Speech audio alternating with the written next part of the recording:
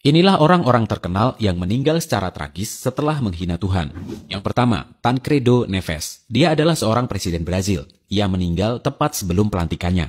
Pada saat kampanye, Neves pernah sombong mengatakan, jika ia mendapatkan lebih dari 500.000 suara, maka tidak ada seorang pun mampu menghalanginya untuk menjadi presiden, termasuk Tuhan. Setelah dia mengucapkan itu, dia benar-benar memenangkan pemilu. Tapi naas, ternyata ia meninggal lebih dulu sebelum duduk menjadi presiden.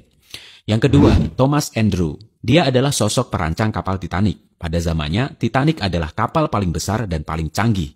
Thomas Andrew pernah berkata, kapal ini mustahil tenggelam, bahkan oleh Tuhan sekalipun.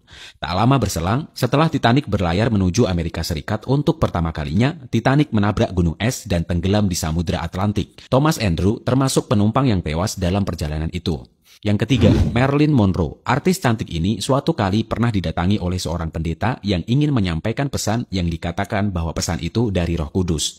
Tetapi pendeta itu ditolak mentah-mentah oleh Marilyn Monroe dengan berkata, "Maaf, saya tidak butuh Yesusmu itu." Dan kemudian tak berselang lama ia ditemukan meninggal di apartemen karena overdosis. Yang keempat, Cazuza. Cazuza adalah seorang artis asal Brazil. Pada saat aksinya di atas panggung, ia menghisap sebatang cerutu lalu mengebulkan asap itu ke atas sambil berkata, "Tuhan, asap ini untukmu." Tapi setelahnya, nasibnya naas. Ia meninggal karena terkena kanker paru-paru.